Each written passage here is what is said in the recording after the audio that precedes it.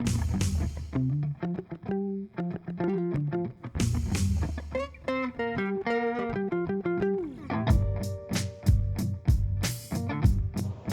right, welcome to Despite Popular Belief, where we discuss actual biblical worldview in a culture full of opinions and agendas. I'm Stephen. And I'm Eric.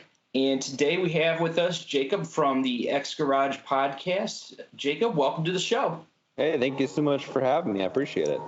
Yeah, absolutely. It's really good to finally have you on here. I know we follow you guys pretty extensively on social media. We follow your stuff on Instagram and Facebook. You've got awesome memes, but quality content. So, can you kind of walk us through why you started X Garage, or even just like the title of it? What does that mean? Yeah.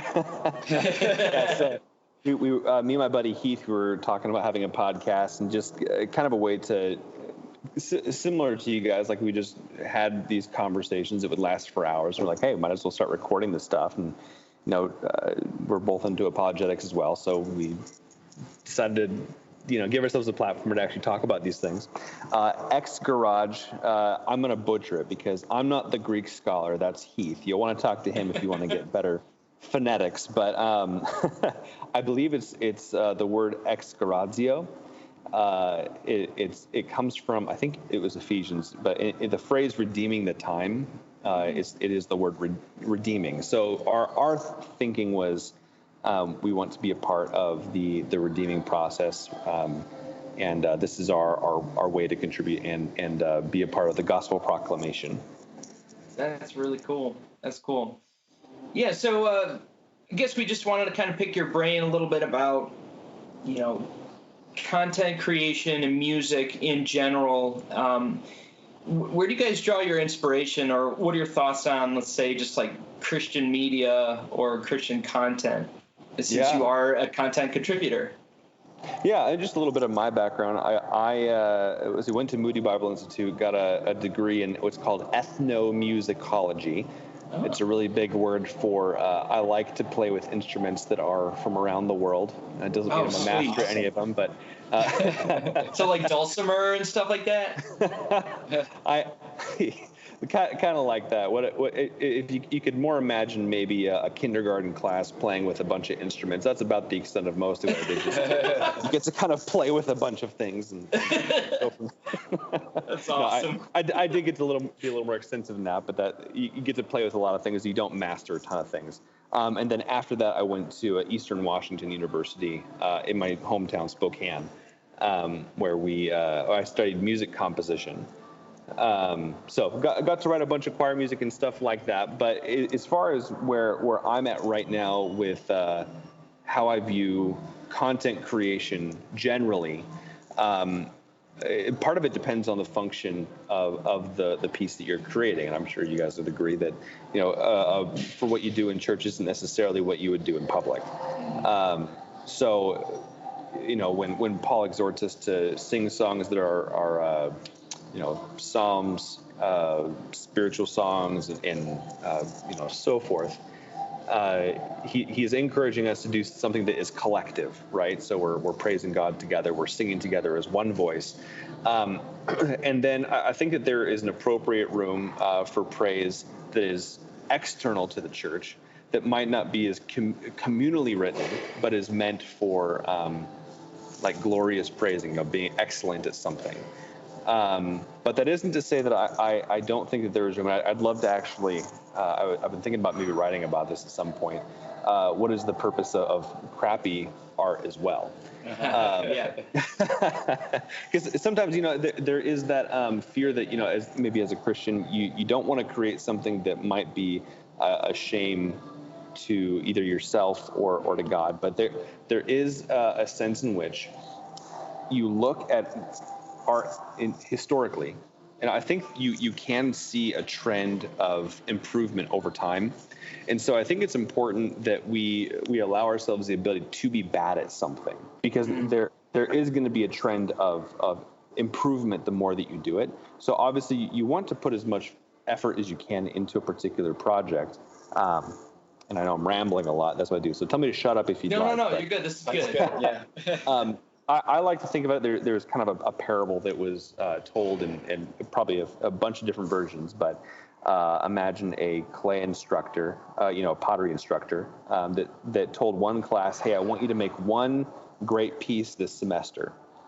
And they did that. And then told another class, I want you to make as many pieces as you can over the course of the semester. By far, the class that made more of them produced more quality content. That's not to say that all of it was quality, but that by and large, the repetition that they utilized forced them to create more quality and more quickly what the other class took a whole semester to do. So I think part of it is I think that if you are a musician, I think if you're a painter, I think if you're a poet, you should make art to glorify God, but do it a lot. That's really cool. I never thought about that. So you think just if you, by increasing, I mean, obviously you're going to be practicing a ton. If your focus is to just continuously put out content, so it's sort of like just a shotgun blast of, Yep. a big spread, and then you just gain more and more skill along the way. Is that sort of how you're putting it? Yeah, Awesome. I think that it's important that. In this, I also want to embed, like, it's important that we are giving focus to our due process for understanding theology. What is the content that we're pressing out, so that way it's not, and if we do write something or compose something that is in folly, either we correct it or remove it. Right. And I think that goes for podcasts as well. If we create something and then all of a sudden realize, oh, you know what? I accidentally spewed some modalism there. Better remove that. So I think it is very important to be wary of that. But I don't think that removes from doing it a lot to make sure that you are improving, but also sharing that, because I mean, right now we live in such a wonderful age where you can share everything. Yeah. I think we should allow ourselves liberty to make something that's terrible, because eventually you will make something that is a lot less terrible than it used to be. Yeah, That's true. That's true. I think there is a line in the sand that has to be drawn, because there's going to be a difference between making lots of content versus mass production. Because with mass production, you get reduced quality, right? Yes. Mass production, you're replicating the same thing over and over and over and over again. Yep. Versus creating lots of content, basically you're getting all of your ideas out, and the best ones kind of like skim to the top. Naturally, people will just gravitate towards those things. And I think that's positive. I think that's good. I like the way that the creator of the website Patreon, with the website that lots of creative people will use to help fund their creative endeavors. He said it, I think, best, that when you create to publish, in that it's okay to not be a perfectionist. Have a date in mind. Like, I'm creating this thing. This is the due date, and you're working toward a finished end, and then realizing if it's not perfect, it's okay. Move to the next thing. And again, this isn't to say that it's okay just to post any piece of crap that you want. Right. Don't just draw a smiley face and call it good for the day. Actually, try to improve on the process that you've started. But I think that it's easy for creative people to be to expect more for themselves than they should from where they're at. Yeah.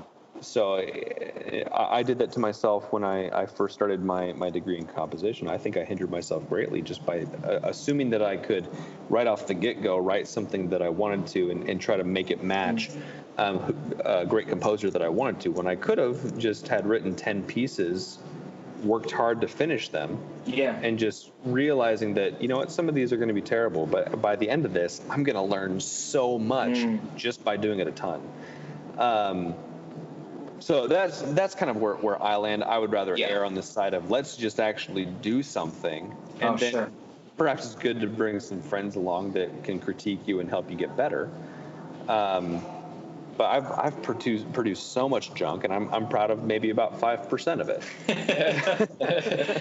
But there are things that I've made because of that. that I am happy about, and I think that living that way, I'll end up having created a lot more by the end of my life that I think does glorify God, and is utilized for the gospel, because that's more where I'm leaning toward with who's to know where I end up. Right now, I'm not a worship leader. Sure. And most of my art is focused on how can we take the gospel and put it into musical format and go from there. See how people respond to it. And that's where my mind's heading right now, anyhow. So most of my musical thinking happens to be outside of the church. But not to say that the same rules apply for inside the church. That's a bit of a different. I wouldn't say that just play any crappy tune you want in front of the church, because that you wouldn't want your pastor to be doing the same thing. This is a little bit different in terms of content creation. Yeah, definitely. I'm thinking of the verse in Genesis. It's chapter 1, verses 26 through 27. God said, "Let us make man in our image." In the day when God created man, he made him in the likeness of God. And I think the reason why people like you and us create things is because we came from the Creator. Yep. He has inspired us to make things. And if we make things, we glorify him. It's the way that we worship God. I think that should bring purpose to people's lives. People who feel hopeless, make something. What would you tell somebody that has been thinking about starting something new, or starting that band project, starting that podcast, or what would you tell them if they just never did it? Yep. Well, first it depends on a couple things. Like, what is their purpose in doing it? If they are just anybody wanting to just create because that's just maybe they just want to be a comedian, or they want to talk about painting, or they want to show you how to fix your sink or something like that. Just do it. Yeah. Make one and then figure out how to improve upon the one that you've made, and then do it again. If you're wanting to be a Christian content creator, I think it's a balance between making sure that you are in the Word and studying good theologians that can kind of inform the thing that you're creating. So it's a bit more of a broad process, because I don't think that it has the same effect, and we're not doing things to the same end, especially if you want to be evangelizing with the thing that you're creating. Right. It's a different process that needs to be more informed. But that doesn't stop us from creating a lot. Because you can take the most simple concept. Jesus loves me, this I know, for the Bible tells me so. I mean, yeah, pretty simple, right? You don't need to be profound in everything that you write.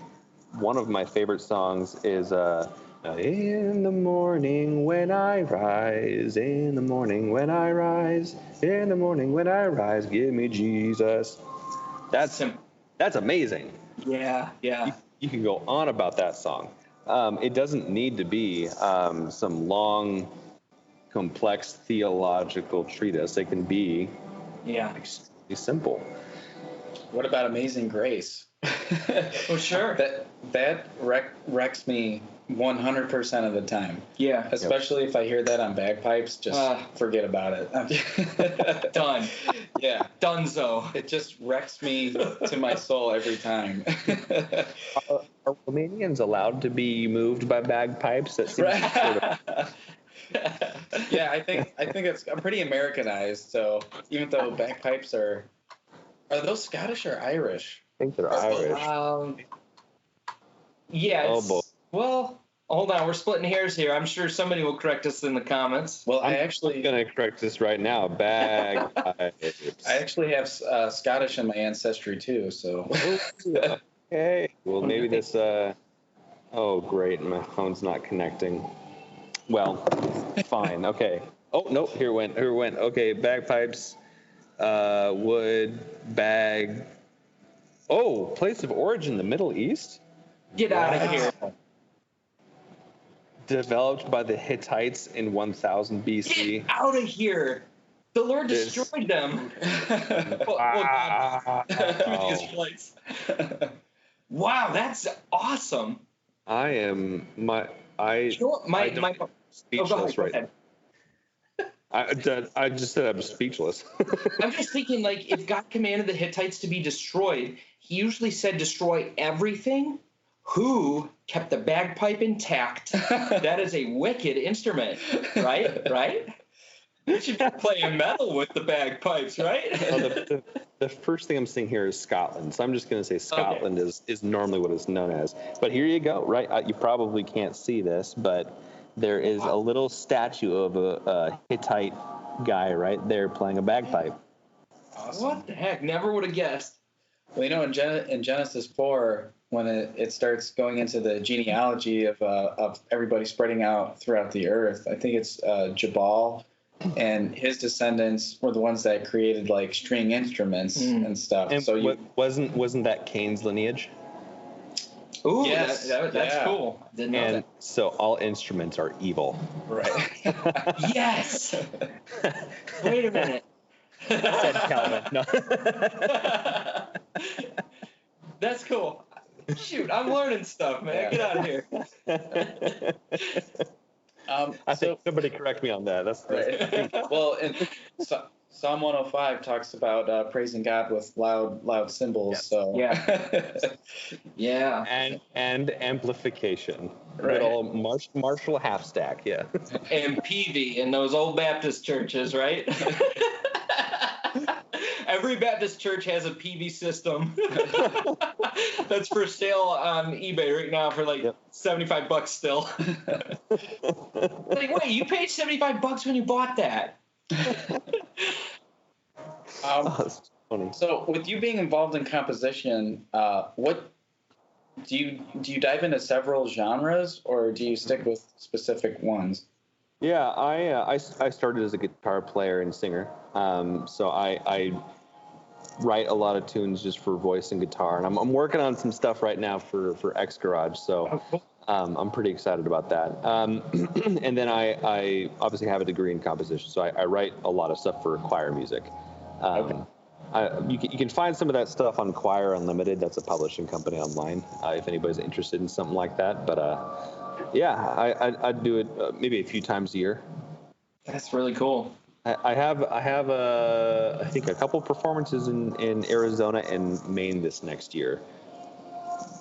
The ones in Arizona have been for like a high school and stuff like that. So nothing huge, but just No, that's cool. Like any kind of organized music is live entertainment. People thrive off of that. Yep.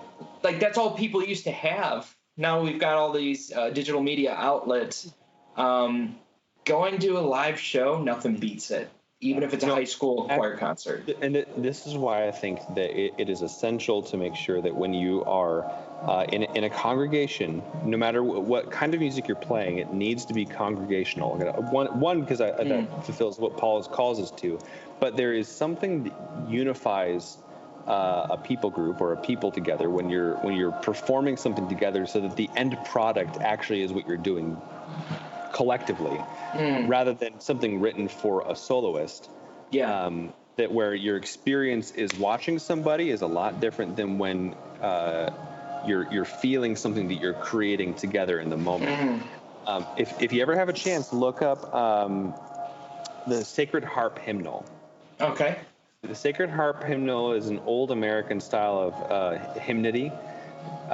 Basically, it's like it's very basic harmony, but you don't play it with other instrumentation, and you have to sing it loud. Like it's like I'm not sure what it is, but I feel like everybody that sings in that style, and there's a few groups around still, but they will sing at the top of their lungs and out of tune, and it's amazing. That sounds cool. Yeah, that is super cool. I wrote it down. We'll mark that as our notable content for this episode, and we'll shoot a link to that on our social media so everybody can check that out. Right on. That kind of concept makes me think of the doxology. Do you know a general history of that song? I love the doxology. I don't actually. That would be something interesting to look into because it is used fairly frequently. And I just imagine like people have been singing, praise God from whom all blessings flow for generations, years and years and years and years and years, glorifying God, praising God with the same song. And what a timeless tune. See, I'm amazed by some of those old hymns. Now, modern music is pretty amazing. It's pretty cool. People have done some very awesome things since the bagpipes of the Hittites. Yeah. But there's something about like the lyrical content from hymns that I think I would like to see music in the church go back to. Yep. I don't want to say I'm not a huge fan of. I think the song got overplayed, but 10,000 Reasons, I think by Matt Redman, it got overplayed. But that kind of started going in the direction of him writing lyrically. At least it had that feel to it, and I thought that was cool when that came out. Yep. I want to see more of that. I find this to be common between most people that go to church. The moments when the music stops and you hear a loud crowd singing around you, everybody seems to comment on that. And I think that there's something profound that they realize when they have those moments that there are no instrumentations. I'm not saying that it's bad to have a Marshall half stack and electric guitars, drums, and stuff like that. But there is something special, I think, with just the voices that people seem to recognize that I think is needed, and I think there's a reason that we're encouraged to sing to one another, and that actually requires us most of the time getting out of our comfort zone to sing loud enough so people can hear. Now, he wasn't a Christian, but I think Charles Ives recognizes this is a composer from way back in the day. He commented on how people would often make fun of the guy that sings out of tune in church.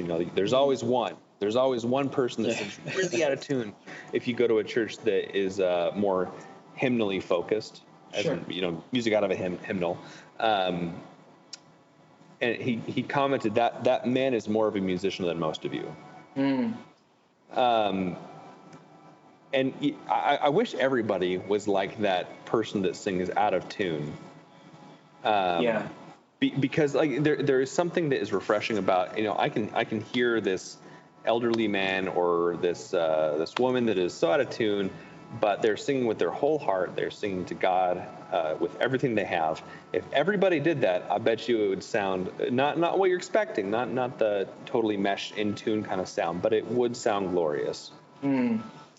Yeah, well, when you look at just famous musicians or singers throughout history, you have like your Aretha Franklins that just have stunning, beautiful voices, but then you have like your Kurt Cobains, that they're just sort of screeching and have gravelly voices, and you wouldn't necessarily think that's like a traditional great singer, but for what they did and how they did it, it was amazing.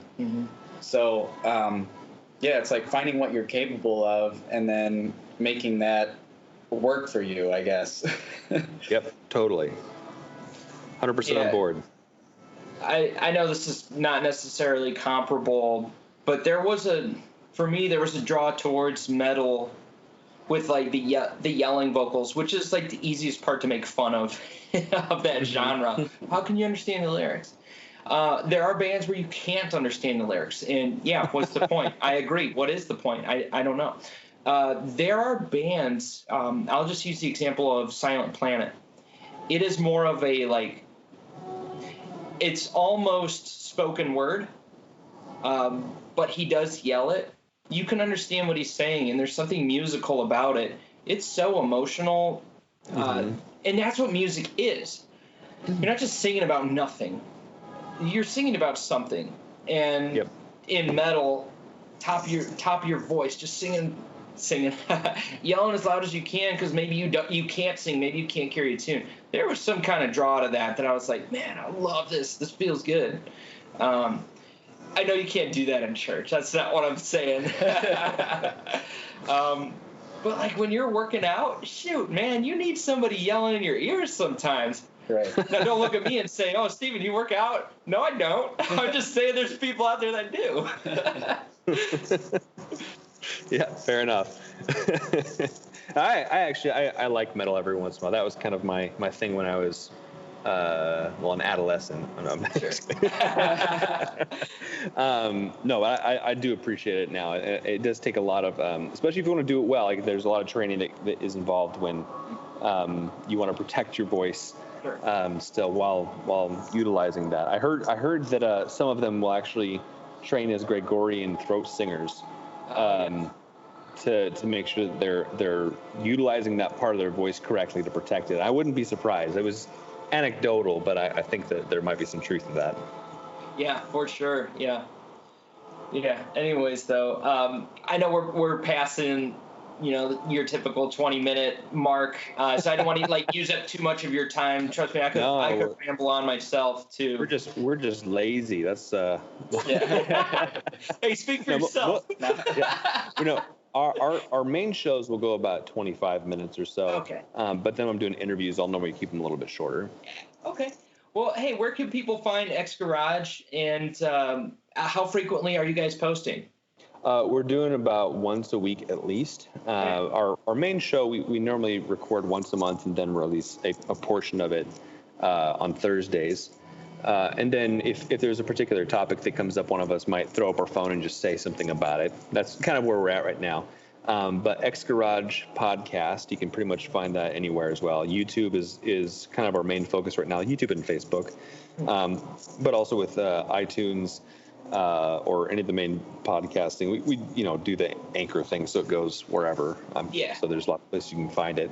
And then what do you call it? Instagram. Do a lot there. Yeah. And then that's pretty much that. Cool. Awesome, Jacob. Thank you so much for giving us some of your time. We're glad to have you on the show, and hope to have you and the guys back on at some point for another topic. Yeah, for sure. Maybe we can get the other ones to come along with me next time. Cool. Yeah, and where do you live now? Spokane.